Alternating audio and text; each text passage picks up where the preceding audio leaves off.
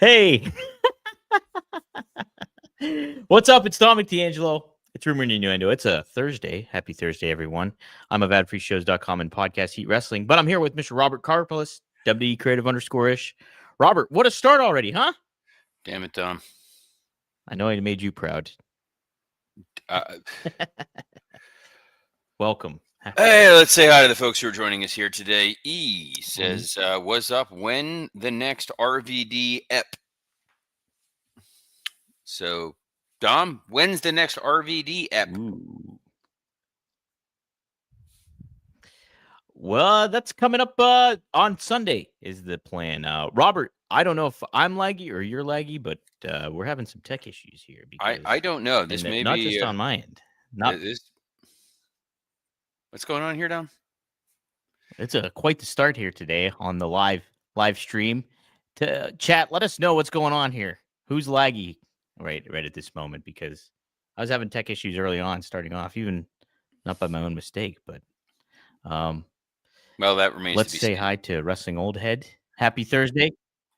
Uh oh. As somebody let us know. Robert, I might exit and enter back in. I don't know what's going. You guys are good. So it says we're good. I can't hear Robert. I don't know what to tell you, I don't know Dom. what's going on. It's very laggy. Brilliant. I'm going to exit. By all I'll means. Come back in, Robert. Dom, you exit. Yes. I don't know what's happening. I don't know what that was. Just I'll be back. All right. He left me with no graphics, no logo, no nothing. So I just look like a lone individual sitting on a screen. Happy to be talking to you all here until Dom pops back on. This is my fault, I'm sure, in that I signed in on time, was ready to go. And he was ready. Oh, hey, Dom is back. Yes, I'm back. Dre Owen says Dom's got that Scott Chaplin internet. That's what this felt like here. This yes. This felt like a rib, bro. not the day to pull this. Tired, man. Oh man, I'm old and I'm tired, and I work with children. Two of those things are correct. I work with adults, so okay, good for you. Well, let's talk a little bit about that AEW Dynamite. Robert, did you know we have a new title coming to AEW? They need some. There's an underwhelming amount of them. Speaking of ribs, when they announced that there was a new title, and then when Montel Vontavious Porter kept calling it the wrong name, could not have been happier. My goodness. Kept calling it the international title. Yes. Wrestling Old Head says they're belts now. I guess because they can hold up your pants. Are they now in AEW? I guess in theory, yes. I suppose that's it. But, we're also trying to theorize what's going on in... Jeez. Is there still a lag, or are you just, talking over me in general? There's still a... No, there's still a huge lag. It was good for a little bit. Now it's back to being laggy. I don't. It's kind of described this entire My show. internet sucks. I might. Oh no! Jeez. It might not be meant to be today, Robert. We might not, because my internet's not working right, I guess. All right. Well, stranger things have happened. We can wrap it early and try again tomorrow, Dom. We might have to wrap it early. I just said, that might be the thing to do, because the unintentional comedy of the delays on your end and my end is this may wind up being our best episode ever. I can't wait to publish this one. No, this gets burned. This gets burned in the hellfire that your internet has come from. No. On the plus side, I tell you what, I'll talk for a minute. You just sit, because if you go away, then it just is me in my kitchen. I don't need that. So just sit quietly, relax, enjoy. Okay. But put down the handheld microphone, Al Roker. There we go. So what I was going to say is, number one, I'll be recording with Scott Chaplin at 1 o'clock Eastern today for Working Stiff. We're going to dig a little bit deeper into the minutia of Dynamite, but for right now, I think there were a lot of positives that we've now seen again with AEW in terms of forward momentum and making segments make sense. And that to me is a huge leap forward for the organization. The fact that you look and not every segment is going to be a winner, not every segment is going to be a home run, but the number of segments that are happening for no reason whatsoever seems to have decreased significantly. I love that Dom is so close to the camera and reacting to things 30 seconds after I've said them. You guys can telegraph the exact moment when he registers what it is that we're saying. It's remarkable. It's like watching like monkeys at the zoo. But Dynamite last night. I've got the notes here. I'll kind of touch on some of the points. Tony Schiavone opening the show, talking about how they're launching the national title. Tony Schiavone and Tony Khan had announced that before, because yes, literally there is another belt in All Elite Wrestling. This brings out Samoa Joe, who wisely watched last week's program, even though he was there live, and was like, "Hey, Schiavone, kind of feels like you must have been in on what the hell happened. So I'm just going to show up here with the rest of the ops and murder you." And I like that because it stands to reason that, yeah, if Hangman Adam Page was doing a Tony Schiavone impression and you had Tony Schiavone's voice coming over the PA system, that Schiavone would have been in on it, and there should be some sort of consequence. And when you attack a beloved announcer, it's an easy way to generate heat. And no one is going to cheer Samoa Joe murdering Tony Schiavone except anyone who watched WCW from like 1999 until 2001. Or a lot of folks who worked with Tony Schiavone between 1999 and 2001. When I worked with him at a company whose name we will not ever say, absolute delight, even though he constantly called me Gator because he's a Georgia Bulldog fan. And, you know, people make mistakes in life. This brings out Hangman and then Hook and Eddie Kingston to make the save to set up the main event match that we knew was going to happen. Totally fine with all this. You tune in at the start of the show. We're dealing with consequences of what happened last week. It leads to a main event this week, which furthers going into Full Gear. Simple, direct storytelling. We then got Orange Cassidy versus Claudio Castagnoli. And I was going to say Dom and I are smart people, and then I realized neither one of us know how to sync up audio and internet. But the convoluted nature with which they've set up that it's a 2 out of 3 tournament to determine who's ultimately going to be I mean, it's a 2 out of 3 situation stipulation thing here to figure out the stipulation of who's going to be the one-man advantage in Blood and Guts. Man, they overthought this.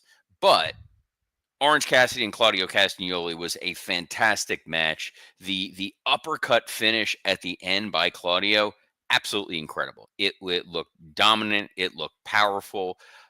Orange being competitive, but ultimately failing, enhanced Castagnoli's presentation a little bit and feels like, hey, if we're going forward with a John Moxley free Death Riders, maybe they're going to get behind Claudio in some form or fashion as a guy that you can really heat up and elevate to go after one of the 19 belts that they have in All Elite Wrestling. Mark Briscoe and Kyle Fletcher, I was going to say Kyle O'Reilly, a lot of Kyles there, are in the back with Don Callis. And Briscoe wants a shot at his belt. Don't even remember which belt his is, but it's there. It's one of the belts. It's the TNT title. Super prestigious, super important. It's the channel that used to have movies for guys who like movies. And this was stipulations for guys who like stipulations. So it's a no DQ, kick each other in the nuts match, essentially, where if Mark Briscoe loses, he has to join the Don Callis family, which is hilarious. Because this past weekend at Boca Raton Championship Wrestling, fine program, fine event, Matt Raywalt was our commentator. And I was talking about back when he was the vaudevillain, Aiden English, that I had been working with Xavier Woods. And we had pitched an idea where if Woods, the party loving Ninja Turtle fan that he is, beat the stuck up Aiden English, then they would have to have Aiden English would have to throw a pizza party in the in the NXT Performance Center. But if Xavier Woods lost, he would have to be his butler. And yes, that is directly from Seinfeld. And now we're getting a version of that where now Mark Briscoe, if he loses, has to join the Wyatt family. I mean, sorry, the Don Callis family. Brand new, totally different storyline. I can't wait until Danielson, through the cloud in his brain, remembers why this seems so familiar and then starts to talk about it and then realizes it's a different company and he's not allowed to talk about it and have to walk it back. Something to tune in for, something that'll be a lot of fun. We then go from a Don Callis segment to a Don Callis segment. You know, yesterday when Dom and I were talking, when Dom was allowed to speak, we were saying, boy, in this preview, there's no mention of Don Callis. And guess what, guys? Lots of Don Callis. He was approaching the Young Bucks. Hey, I got you a car service here to the building. We think the world of you. We want you to join the Don Callis family. And look, here's your friend Okada. He'll tell you how great the Don Callis family is. And Okada showed up. He just should have said, you know, join, bitch, and then walk away, and we would have been fine. But I don't love this feeling that the Young Bucks are turning babyface. It's sort of the feeling we had when for about a half minute we thought Logan Paul was turning babyface. The world is not ready for such shenanigans. Speaking of shenanigans, Harley Cameron and Willow Nightingale teamed up against Mercedes Moné and Athena. And thanks to the outside interference of Chris Statlander, Harley Cameron and Willow Nightingale advance. This was the right decision. Not to say they didn't telegraph it, considering I believe the finals of the tournament are at Full Gear, where we're getting Chris Statlander versus Mercedes Moné anyway. So I doubt they were going to do two matches. Dom's Marcel Marceau, just truly remarkable here. This might be Dom's best episode ever. He hasn't interjected and he hasn't played any needle drops. So we're don't, because it'll play like a minute later and it'll be at some point where it's completely inappropriate. Like there's like a really solemn moment where I'm like, and now we're going to talk about, you know, the famine in Sudan. And then I'm so excited. Like, nope, can't have that.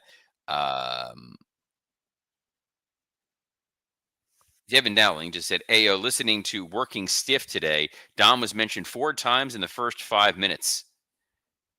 Yes, very possible. Oh, and then E says, hope Harley Cameron makes a cameo on the Muppet Show special that releases next year. 100%. Except you're crossing streams, E. Muppets, Disney, this, Warner Discovery, as of now.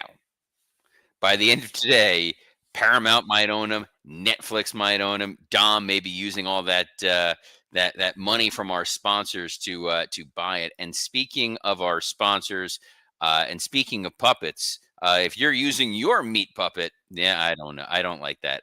This is bad. But we're gonna do it anyway. Guys, enter the room dick first. Blue Chew isn't just a tablet, it's a cheat code for your crotch. Stronger, harder, longer lasting, like someone gave your downstairs a pep talk and a gym membership. Blue Chew is the original brand offering chewable tablets for better sex. Dom and I not aligned today with his laggy audio and his laggy internet. And if you don't want to be laggy in the bedroom, can we recommend our friends at Blue Chew? We have a special deal for our listeners. As always, get your first month of Blue Chew free. Just use promo code RUMOR at checkout. Pay $5 shipping. That's it. Join Blue Chew's mission to upgrade humanity one thrust at a time. Head to BlueChew.com for more details and important safety information. And we thank Blue Chew for sponsoring this episode of Rumor and Innuendo. Hurt Syndicate came out, and they were talking about the national title, or as MVP kept calling it, the international title. And I don't want to say that they buried the lead on how important this title was, but when he's like, this was held by such men as Paul Orndorff. And everybody had the same reaction Dom has right now, which is just, really? We're starting with Mr. Wonderful?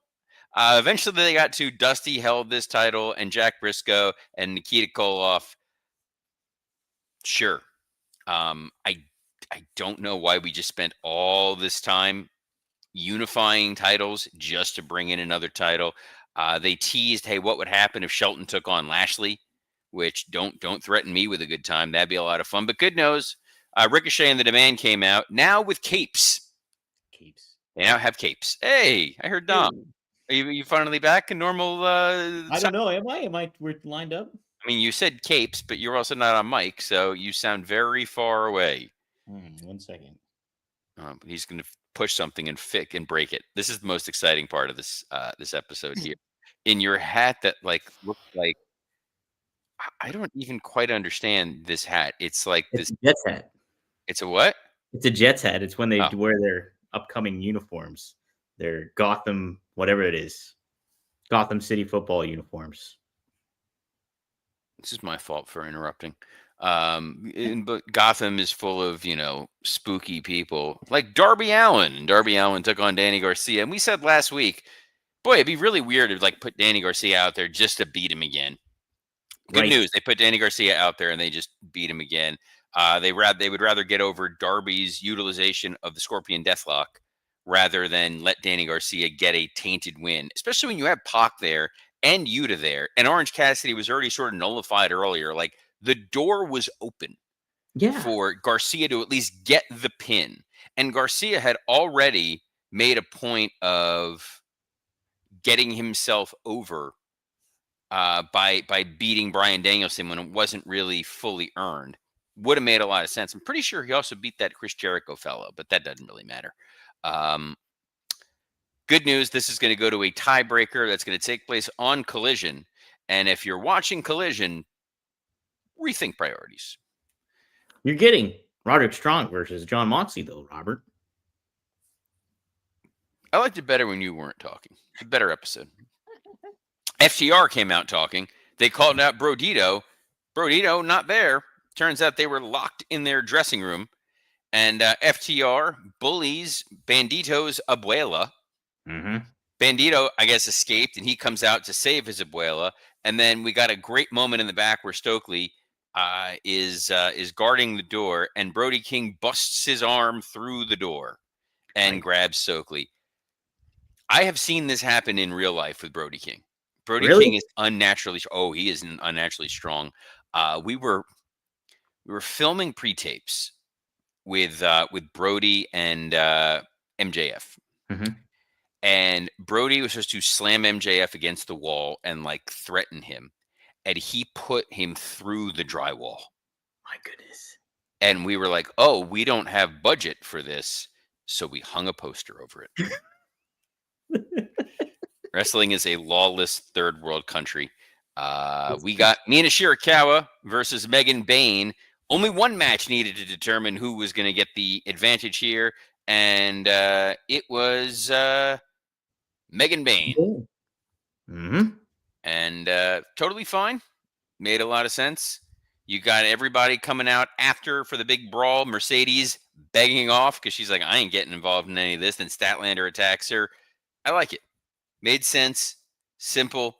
Good utilization of the talent that's there. I'm fine with it. Main event, Ops versus Hangman Adam Page, Hook, and Eddie Kingston. And in the end, Hobbs made Hook tap out in the torture rack. Hook's got to be leaving this company, right? I don't know. What's going on? It's like he loses. He's the one to take the loss last week, and now he's taking another loss. And they're just not positioning him right. It just is a head scratcher. Yeah, I don't know, Robert. I don't like it though. I'm not a big fan. I get it. It's a 6-man. There's no shame in obviously him losing in that situation, losing to a guy like Hobbs. Right. No. Who, if he had some momentum behind him, this makes a lot of sense. It just felt like a very cold loss. Yeah. Yeah. I don't know. Kingston seemed a little lost out there too. It just felt really out of place. I was hoping that, we mentioned it yesterday, I was hoping that Kingston and Hook with Hangman would help Hangman out. But you're right. It just felt awkward and kind of weird. It didn't line up right. Like our audio today. Yeah, thank you for calling that back. I was just thinking, things are going well. You want to remind people how this show started. I do like Eddie Kingston's comment where someone asked him, hey, have things gotten better at AEW, and it was like, look, they still pay me, so I ain't gonna answer. Basically, right? You got to respect that. He was pretty forthright. He was. But he's a dude who usually doesn't hold his tongue. Mm-mm. And look, I'm not going to blame him. Why bite the hand that feeds you? And that's something that we do every time we talk about Conrad Thompson, who runs 2 of the locations where you can find us, because we, despite the way today's audio works, are still on a plethora of platforms every Monday through Friday at noon Eastern, including the WW Creative _ISH X account, the at Dominic D'Angelo X account, the at SE Scoops X account, and on YouTube on Rumor and Innuendo, Podcast Heat, and ad-free shows. Of all the episodes we have done, this was definitely one of them. So on behalf of the man who's only somewhat on, even when he's aligned with me audio-wise, Dominic D'Angelo, I'm Robert Karpelis. Best of luck in your future endeavors. Like Hangman, tomorrow we'll be back on the same page.